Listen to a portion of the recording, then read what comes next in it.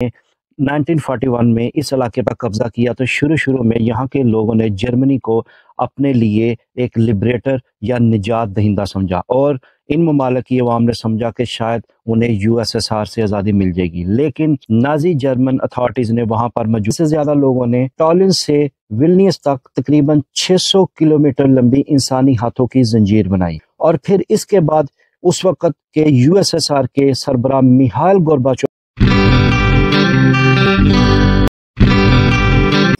आज की इस वीडियो में मैं बात करूंगा बाल्टिक कंट्रीज या बाल्टिक स्टेट्स की। अगर हम दुनिया के मैप पर नजर डालें तो नॉर्दर्न यूरोप के 3 ममालिक लातविया, एस्टोनिया और लिथुआनिया को बाल्टिक स्टेट्स या बाल्टिक कंट्रीज कहा जाता है। इन ममालिक की ईस्टर्न कोस्ट जिस समंदर को टच करती है उसे हम बाल्टिक सी कहते हैं और बाल्टिक सी के दूसरी जानब स्कैंडिनेवियन कंट्री स्वीडन वाक़या है और इसी बाल्टिक सी की वजह से इन तीनों ममालिक को बाल्टिक स्टेट्स या बाल्टिक कंट्रीज कहा जाता है और इसी मुनासबत से इस पूरे इलाके को बाल्टिक रीजन कहा जाता है। बाल्टिक एक जियोपॉलिटिकल टर्म है। अगर हम इन ममालिक की हिस्ट्री पर थोड़ी सी नजर डालें तो ये इलाका हमेशा से यूएसएसआर के कंट्रोल में रहा और सेकंड वर्ल्ड वॉर के दौरान जब नाजी जर्मनी ने 1941 में इस इलाके पर कब्जा किया तो शुरू में यहाँ के लोगों ने जर्मनी को अपने लिए एक लिबरेटर या निजात दहिंदा समझा और इन ममालिक की अवाम ने समझा कि शायद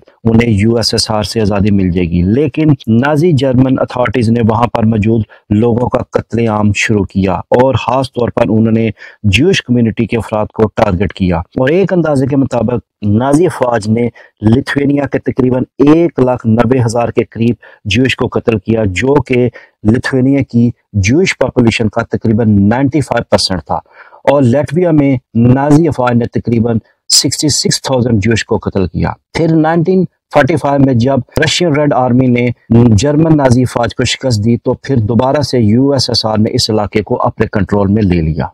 1980 के डेकेड के आखिर में एस्टोनिया, लातविया, लिथुआनिया में सिविल रेजिस्टेंस की एक तहरीक शुरू हुई। अगस्त 1989 में 2 मिलियन से ज्यादा लोगों ने टॉलिन से विल्नियस तक तकरीबन 600 किलोमीटर लंबी इंसानी हाथों की जंजीर बनाई और फिर इसके बाद उस वक़्त के यूएसएसआर के सरबराह मिहाइल गोर्बाचोव के पास कोई दूसरा ऑप्शन ना रहा स्वाय इसके कि इन तीनों स्टेट्स को आज़ादी दे दी जाए और बिलाखिर 6 सितंबर 1991 को यूएसएसआर की तरफ से इन तीनों स्टेट्स को आज़ाद डिक्लेयर कर दिया गया और इसके बाद यूएसएसआर ने इन इलाकों से अपनी अफवाज को भी वापस बुला लिया। व्यूअर्स, तो ये थी इन तीनों ममालिक की एक मुख्तसर सी हिस्ट्री। मैं अब आपको इन तीनों ममालिक के बारे में कुछ मुख्तसर सी मालूमात दूंगा। तो व्यूअर्स, सबसे पहले मैं बात करूंगा एस्टोनिया के बारे में।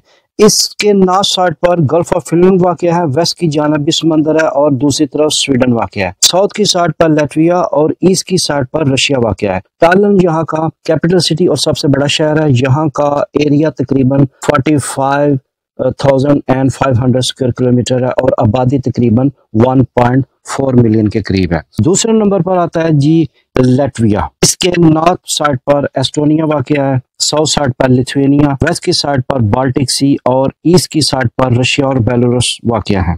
रीगा यहाँ का कैपिटल सिटी और सबसे बड़ा शहर है। यहाँ की आबादी तकरीबन 1.8 मिलियन अफराद पर मुश्तमिल है और यहाँ का एरिया तकरीबन 64,500 स्क्वायर किलोमीटर है। और तीसरे नंबर पे मैं बात करूंगा लिथुआनिया की। इसके नॉर्थ की साइड पे लातविया वाक़या है, साउथ की साइड पे पोलैंड, वेस्ट की साइड पर बाल्टिक सी और ईस्ट की साइड पे बेलारूस वाक़या है। विल्नियस यहाँ का सबसे बड़ा शहर और कैपिटल सिटी है और यहाँ का एरिया तकरीबन 65,300 स्क्वायर किलोमीटर और आबादी तकरीबन 2.9 मिलियन अफराद पर मुश्तमिल है।